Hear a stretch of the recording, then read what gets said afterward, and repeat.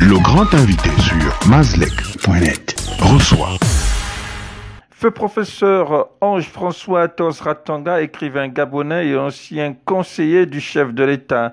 17 août 2018 était la date prévue pour la sortie de ses 2 livres sur l'histoire du Gabon avant son brutal rappel à Dieu le 2 juillet de la même année. Depuis lors, les livres bouclés de cet auteur sont en souffrance en imprimerie. Retour sur la dernière interview du professeur Ange-François Atos Ratanga, une exclusivité Mazlek Info. www.mazlek.net. Donc je sors un livre en 2 tomes. Le premier tome, c'est l'histoire générale du Gabon, effectivement. Le premier tome, je l'ai intitulé « Les défis de la colonisation ». Alors nous commençons évidemment par des migrations historiques pour arriver à la République.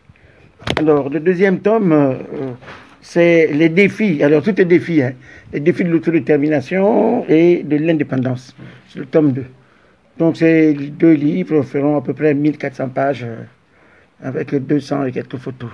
Dans le premier tome, j'ai pris 9 provinces, mais alors, province par province, je fais un peu l'histoire de la province. Avant d'arriver à une histoire générale du Gabon, c'est l'histoire des 9 provinces.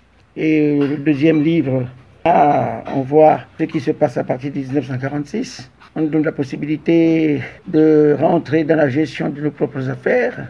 Et là, donc, naissent les conditions favorables à la mise en place d'un futur État, donc l'État Gabon. Même si, à la fin, le président de Gaulle, Charles de Gaulle, a voulu que le Gabon ne soit pas indépendant, mais plutôt l'établissement d'outre-mer. Donc, c'est après la guerre de 39-45 que les choses vont changer.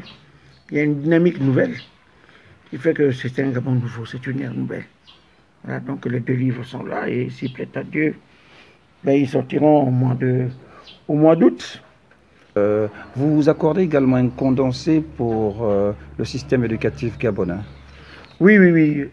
Alors, j'ai produit aussi un condensé d'une centaine de pages que j'ai appelé, donc, au précis l'histoire du Gabon, le Macaire. Le Macaire, pourquoi Macaire? Macaire, c'est le frère Macaire.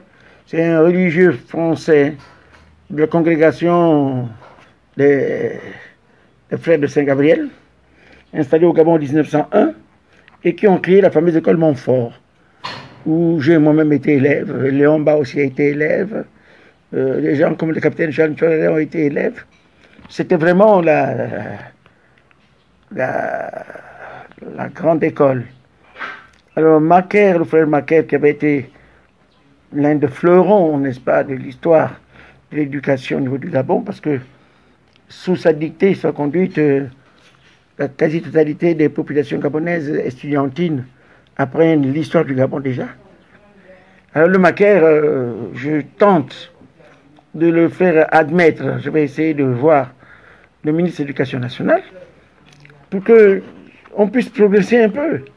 Parce que les 30 dernières années, là, les enfants ont appris une histoire qui était un peu bancale. Bon, mais on a fait avec ce qu'il y avait. Alors on a une chance d'avoir des gens qui s'y connaissent un peu plus. Eh bien, moi j'ai voulu participer à ce challenge en créant donc un petit livre, n'est-ce pas, sur l'histoire du Gabon, l'histoire générale du Gabon, qui comporte plusieurs chapitres. Chapitre 1, ce sont les peuples de l'espace Gabon. Voilà. Le chapitre 2, c'est tradition et organisation spatiale. Nous allons étudier la vie traditionnelle, l'habitat traditionnel, le village, l'organisation sociopolitique et les fondements techno-économiques. Le chapitre 3, alors là, nous sortons, n'est-ce pas, de notre histoire voyagée, de notre voyage à travers le temps chez nous-mêmes, pour arriver, n'est-ce pas, au grand voyage de découverte du XVe siècle. Et l'avènement du Gabon, c'est la naissance du Gabon. Le chapitre 4, nous allons voyager dans le commerce et l'économie, dans les sociétés précoloniales. Chapitre 5, c'est l'expansion du christianisme en Afrique, c'est très important, en Afrique équatoriale, et l'évangélisation du Gabon. Chapitre 6, nous allons voir l'exploration et l'organisation de la colonie du Gabon, les premières explorations. Nous allons travailler aussi sur le voyage de Brazza. Vous savez que le voyage de Brazza, on donne naissance quand même à plusieurs plusieurs petits coins intéressants, comme le Haut-Togo en 1880, n'est-ce pas, qui crée. Et le pays, au hasard, va libérer les esclaves, donc c'est pour cela qu'il va appeler le coin Francheville, c'est-à-dire la ville des affranchis. Francheville, c'était pas Franceville. Et plus tard, bon, par un certain nationalisme français, on va passer de Francheville, donc la ville des affranchis, à Franceville. Et nous avons d'ailleurs au Gabon, je fais une petite blague souvent aux jeunes, nous avons 2 villes d'esclaves. Un au soleil levant, Francheville, 2 au soleil couchant, Libreville. Hein? C'est parce que c'est la ville des libérés, sont les esclaves. Le chapitre 8, nous allons voir les réformes d'évolution du système colonial, la réforme de l'armée, l'organisation du territoire du Gabon, le pouvoir colonial, l'organisation administrative de 1909. Chapitre 9, nous allons voir. Alors là, il y a quelque chose qui intéresse beaucoup les Gabonais, ce sont les résistances à la colonisation. Les résistances populaires. Alors, les résistances gabonaises sont déjà prêtes. Les résistances gabonaises, finalement, sont vieilles comme le monde. Ah, la résistance gabonaise, c'est la résistance à la colonisation. Ouais, la colonisation, ça commence en 1839. Voilà. L'info du Gabon en un clic, c'est sur www.mazlek.net.